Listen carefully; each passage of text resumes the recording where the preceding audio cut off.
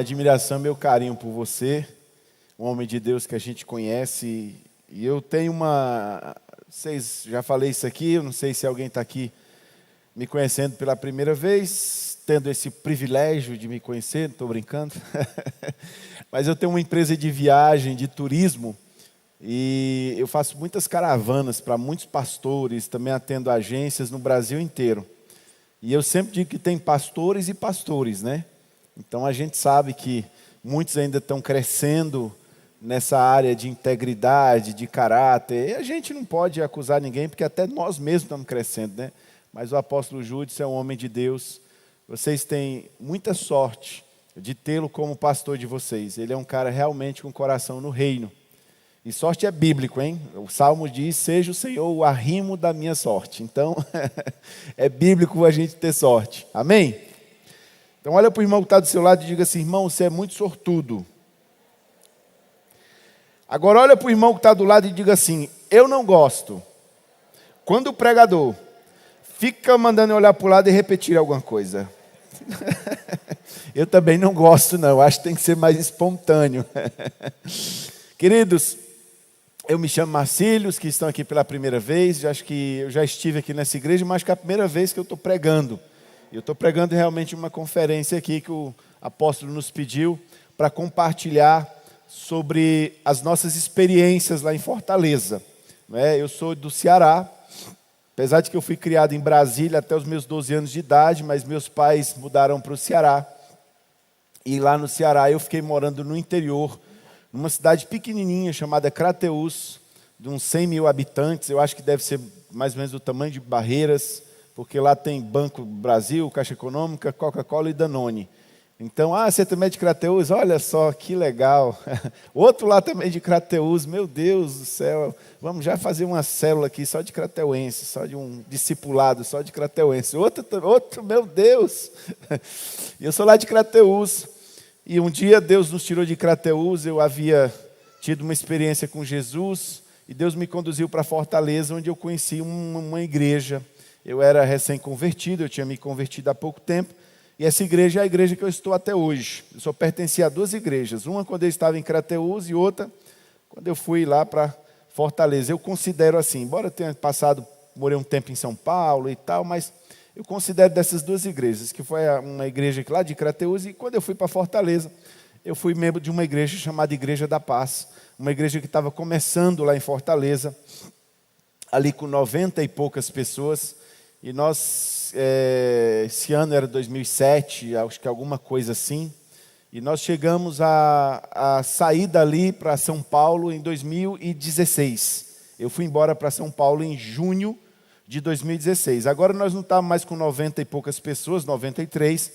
Nós já éramos 400 missionários em São Paulo, 464 chegou a ser, porque eu fui um dos coordenadores lá, ajudei a mapear São Paulo, a servir o corpo de Cristo lá com os irmãos. Mas nós deixamos um legado em Fortaleza, algo em torno de quase 10 mil pessoas nesses 10 anos e quase 100 igrejas lá no estado do Ceará. E isso só foi possível porque a igreja ela não era baseada na figura do pastor, né? Nós temos um pastor muito conhecido no Brasil inteiro e fora do Brasil, chama Abe Uber, uma pessoa muito conhecida, uma referência em crescimento de igreja, crescimento sadio, eu digo logo de passagem, porque você pode muito bem algo crescer e não ter qualidade. As nossas igrejas crescem e têm qualidade. Por que você diz isso, Marcílio? Porque nós nunca tivemos racha em igreja nenhuma nossa. As pessoas que nós ganhamos, discipulamos, cuidamos, elas permanecem conosco. E segundo, porque nós já tínhamos uma experiência antes lá na cidade de Santarém, no Pará, onde nós tínhamos ali, Santarém é uma cidade muito grande, ela tem mais de 200 mil habitantes em toda a região metropolitana, mas nós temos ali 50, 60 mil membros que pertencem à nossa igreja. E é interessante porque todo mundo na cidade é da igreja. Você tem que ter muito cuidado, porque o taxista o cara do hotel todo mundo conhece a Igreja da Paz, é muito conhecida como referência lá em Santarém. Então nós crescemos bastante lá, porque o crescimento ele é de Deus, né? A Bíblia diz que Deus ama multidões. E eu sei que muitas vezes nós resistimos a isso, porque alguém diz assim, mas Deus quer qualidade, não quer quantidade, nada tão fora da verdade, porque lá em Apocalipse diz que lá no céu terá milhões e milhões e milhares de milhares como a areia do mar que ninguém poderá contar. Então Deus deseja, Deus anseia e Deus quer sim multidões. Multidões salvas, multidões bem cuidadas. E ao invés de nós criticarmos porque uma igreja é grande, é bom a gente aprender com ela, e nós acharmos, porque Deus quer qualidade, a gente tem que pensar como nós vamos alcançar essa qualidade. Será que é o apóstolo Judson que vai ganhar, cuidar, discipular, treinar essas pessoas? Não. Mateus 28, no capítulo 18, Jesus é bem claro quando ele nos dá um mandamento. Ele diz assim: vão e façam discípulos. Vão e façam discípulos. Quando Jesus chamou os seus discípulos, ele disse assim: venham a mim e eu vos farei pescadores de homens. Mas a gente estuda um pouco a história e conhece um pouco o que aconteceu com a igreja. Eu particularmente sou um estudioso da igreja. E nós vimos que a igreja foi distorcida. No ano 476 é criado o que nós conhecemos até hoje como catolicismo romano. E é um engano, muitas vezes, a gente pensar que o catolicismo romano surgiu lá com Jesus, porque, na realidade, Roma crucificou Jesus. Ou que Pedro foi o primeiro papa. Pedro foi morto de cabeça para baixo pelo Império Romano. Então, é impossível que o império que perseguiu os discípulos, perseguiu a igreja no começo do cristianismo, matando os cristãos, jogando cristãos nas arenas aos animais, crucificando. Paulo teve a cabeça arrancada, né? Filipe sofreu uma morte terrível, foi esquartejado, e tantos outros apóstolos morreram por causa de Roma.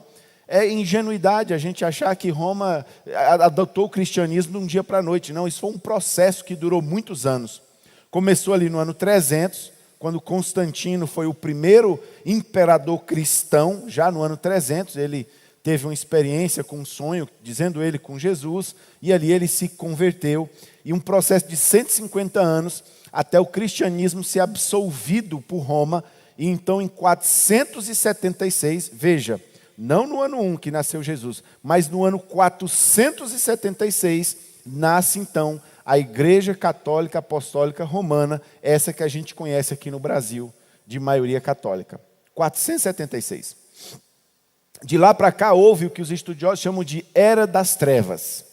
O que é a Era das Trevas? São 1000 anos onde não se inventou nada, onde não se fez nada pela humanidade, onde as doenças não eram tratadas, onde não se permitia que houvesse nenhum tipo de estudo, e isso foi, todo o poder mundial foi centralizado pela Igreja Católica até o ano de 1500, quando surgem 2 movimentos.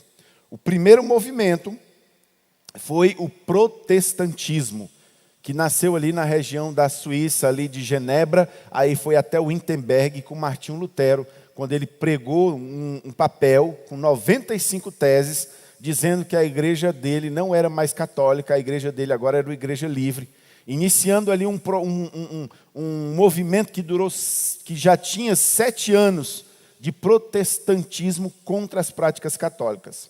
O outro movimento foi o renascentismo, quando o homem descobriu-se a si mesmo, e a renascença trouxe então a volta do homem para a centralidade, porque até então quem estava no centro do poder do mundo era a religião.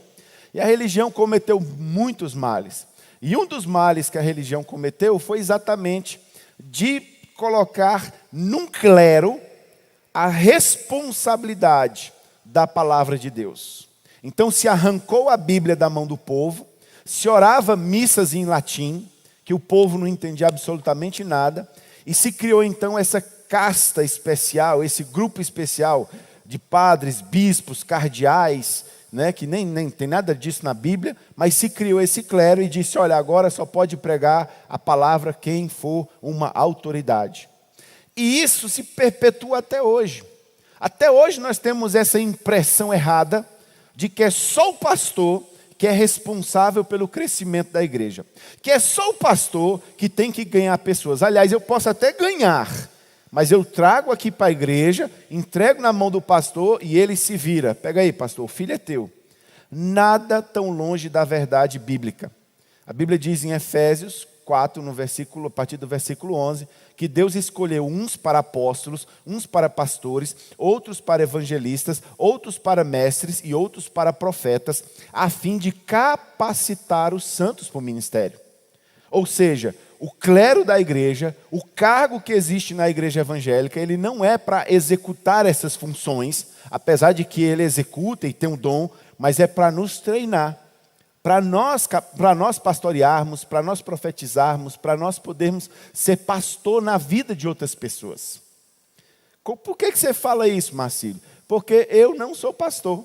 Eu não sou pastor, eu não sou obreiro, eu não sou diácono, eu não sou bispo, eu não sou apóstolo, eu não sou absolutamente ninguém. Mas eu sou filho de Deus. Eu sou ovelha de Deus. E ovelha gera ovelha. E ovelha cuida de ovelha. Então eu tenho discípulos, eu tenho pessoas que eu ganhei, eu tenho pessoas que eu cuido, que eu reúno com elas toda semana, que eu estou ali debaixo de um manto de alegria, debaixo de um manto de muita graça. Toda semana eu estou ali reunido com os discípulos, estou na minha célula, estou no meu life, estou sendo discipulado por um pastor. E isso não acontece porque o meu pastor que me discipula não é o meu pastor principal. Ele não tem tempo disso, ele está discipulando os líderes da igreja, eles estão cuidando da parte organizacional eclesiástica. Mas eu, como membro, eu estou dando a minha contribuição para que a minha igreja seja uma igreja que alcance pessoas para Jesus. Não por causa do resultado, não por causa dos números, não pela vaidade do crescimento, mas é porque cada pessoa ganha. É uma alma que deixou de ir para o inferno e vai para o céu. E eu entendi que pequenas atitudes nossas, uma visita, uma palavra, um estudo bíblico, uma reunião toda semana, pequenas atitudes podem mudar a vida de muitas pessoas.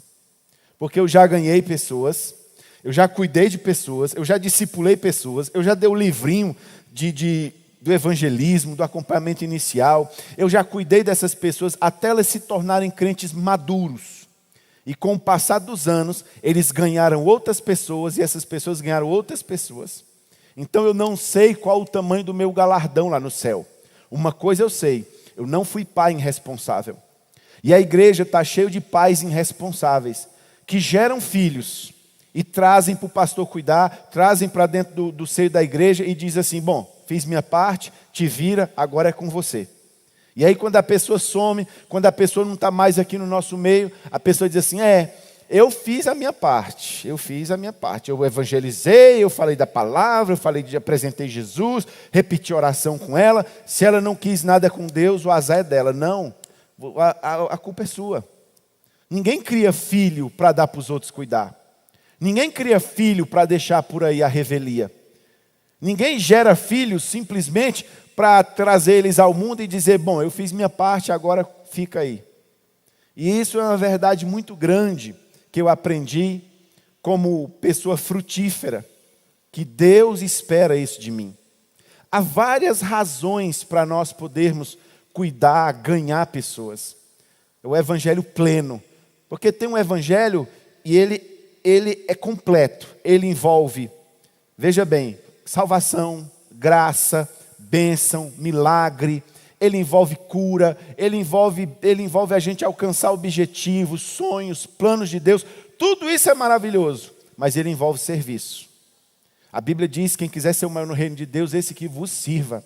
E nós fomos chamados para as boas obras que Deus já nos predestinou desde a fundação do mundo. E a igreja faz às vezes corpo mole nessa área. É ávido pela bênção, ama a vitória, gosta de receber oração, ama receber os sonhos de Deus, os planos. Mas na hora que você fala de trabalhar, o cara, cuidar de pessoas, ter um discipulado, não sei, ela não quer nada, não sei o quê. A gente é cheio de desculpas furadas.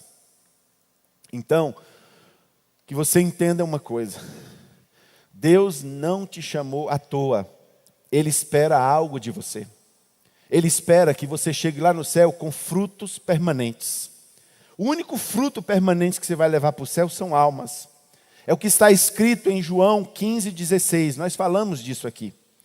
Não fostes vós que escolhestes a mim, pelo contrário, eu que vos escolhi e vos dei o meu nome, para que vades e deis fruto, e o vosso fruto permaneça, a fim de tudo quanto pedir ao Pai em meu nome, Ele conceda. Tem crente tão bobo que não entende essa verdade, que se você gerar fruto permanente, o próprio Jesus diz, tudo o que você pedir, o Pai vai te conceder. E eu tenho vivido, irmãos, pela graça de Deus, isso na minha vida. Eu tenho sido uma pessoa muito agraciada, eu tenho uma casa feliz. Eu e minha esposa somos parceiros, companheiros de ministério. Ela está aí junto comigo. Nós temos uma filha linda, abençoada, de 17 anos, que nunca me deu um pingo de trabalho. Eu tenho trabalhos maravilhosos, eu tenho empresas maravilhosas, que Deus tem suprido financeiramente, que Deus tem me abençoado, abrido do seu bom tesouro, uma vida financeira ótima. Sabe por quê? Porque eu disse, Deus, eu vou cuidar dos teus negócios são vidas, e o Senhor cuida dos meus. Então o gerente das minhas empresas é o Espírito Santo, aleluia. Então que você entenda isso. Às vezes muitas pessoas estão em busca de algo. Por quê? Porque quando a gente não vive o evangelho pleno, de servir, a gente só quer receber, a gente só quer ter bênção, vitória. É bom, isso é bom, aleluia. Mas você tem que entender que é um evangelho do serviço, de tomar a cruz e de seguir o que Jesus fez. E o que Jesus fez? 49% do ministério de Jesus foi discipulando e servindo pessoas.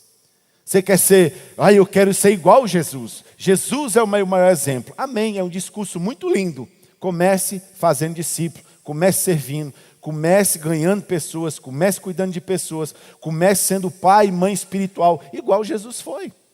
Você só quer imitar Jesus em quê? Só em algumas áreas que você acha legal? Não, irmão, é uma cruz, é completo. O evangelho é completo.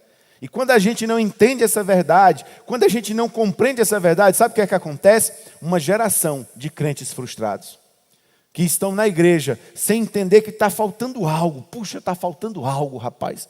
Tem algo que eu oro, eu jejuo, eu busco a Deus. Deve ser uma bênção material, deve ser um carro novo, deve ser uma casa nova. A gente fica às vezes correndo atrás do rabo, sem entender que o que está faltando é a gente deixar de ser crente estéril e passar a ser pai e mãe espiritual. Tem crente que nunca amadurece. É 5, 6, 7, 8 anos na igreja, sempre os mesmos pecados, sempre as mesmas, tropeçando nas mesmas coisas, sempre uma pessoa sem qualquer maturidade. Sabe o que é que eu comparo isso? Eu comparo a uma pessoa solteira. A pessoa é solteira, ela não tem filho, ela viaja a qualquer hora, ela faz o que ela quer, ela não está nem aí para nada, ela não tem disciplina, ela não tem responsabilidade. Mas na hora que ela tem filhos naturais, aí tudo muda. Você que é pai sabe disso. Agora não é mais a rotina do casal. Agora é a rotina baseada nos filhos. Vamos viajar? Não, não podemos porque a menina tem aula. Vamos para ali? Não, não podemos porque ela vai não sei para onde. Então você começa a ter responsabilidades, você começa a virar homem. E o crente de verdade, ele só vira homem quando ele começa a ter filhos espirituais. Enquanto não tem, só está interessado em coisas fúteis. Mas na hora que você tem filhos espirituais, você não quer mais as coisas para você. Você quer para os outros. Você ora pelos outros. Jesus disse assim, ama a Deus acima de todas as coisas. E ao próximo como a ti mesmo. O evangelho é baseado exatamente nisso. Amar a Deus, ter intimidade com Deus, ter relacionamento com Deus, ter vida com Deus. E se você tiver essa vida com Deus, se você encostar o seu, como João, né? A sua cabeça, o seu ouvido no coração de Deus, você vai ouvir o coração de Deus batendo e dizendo, almas, almas, almas.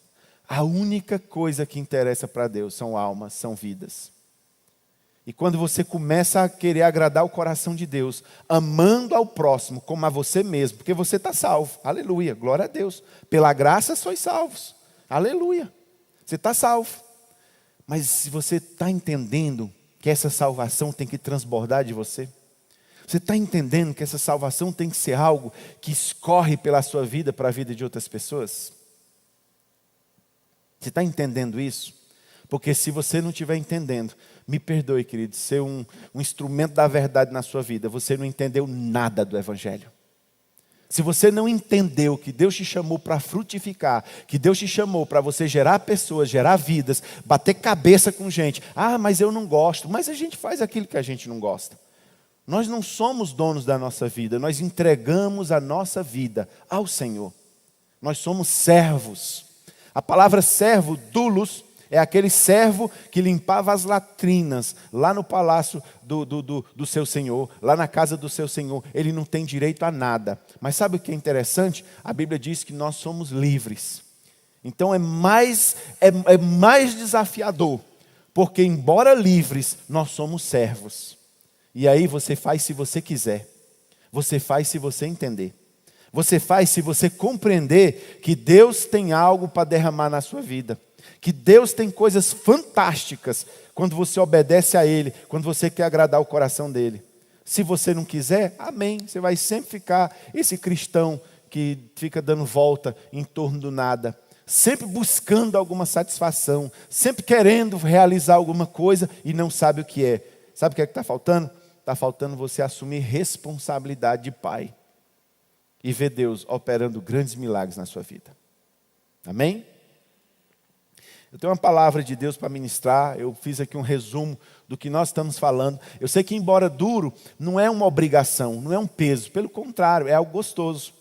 Eu amo cuidar de pessoas. Eu amo estar no meu life group. Eu amo aconselhar. Eu amo reunir. Eu amo estar com o meu pessoal. E isso para mim tem sido a maior fonte. Depois da intimidade com Deus, depois da intimidade com a minha família, essa tem sido a minha maior fonte de alegria, servir pessoas. Ai, é tão bom, é tão maravilhoso. Essa semana eu liguei para o meu pastor e falei: pastor, vamos para o sushi, pastor. Meu discipulador, a pessoa que cuida de mim. E eu quero estar junto com ele. E ele falou: não, vamos para o sushi, vamos para o sushi. E eu está me devendo um sushi. Essa semana eu fui lá para a casa de um discípulo meu, a 1h30 lá da minha casa. Ele está morando lá em Indaiatuba. Eu moro em São Paulo, ele mora numa cidade a 1h30. Eu fui no domingo para lá, para almoçar com eles, para estar com eles, puxa, para aconselhar eles, para sentar junto com eles. Nossa, foi tão legal. Você se sente tão útil. Você se sente assim que você vê aquele respeito, aquela admiração, aquele amor, aquele carinho. E eu fico, meu Deus, como tem gente que vive sem isso? Como tem pessoas que não entenderam a principal razão pelo qual elas foram salvas? Para gerar vida, para cuidar de pessoas. Sabe, o apóstolo Júdio é um homem de Deus, ele é muito bem intencionado. Mas ele nunca vai ter uma igreja grande, se vocês não entenderem o papel, o chamado de vocês. Eu não sou pastor, já disse aqui. Nós fundamos lá no Ceará 5 poderosas igrejas. Eu fundei 5 poderosas igrejas, discipulando pessoas. Começando a igreja dentro da casa do meu cunhado, com o meu cunhado e minha cunhada, ganhando líderes, ganhando pessoas. Nós temos, aliás, 5 grandes igrejas, que mudaram, transformaram a vida de, sei lá, quase 1.000 pessoas a gente deve ter por lá. Não sei quantas pessoas tem lá hoje. São igrejas, tem uma lá que é mais ou menos o tamanho dessa aqui, muito grande. E está lá. Quem fundou? Quem foi que começou? Foi a gente que começou.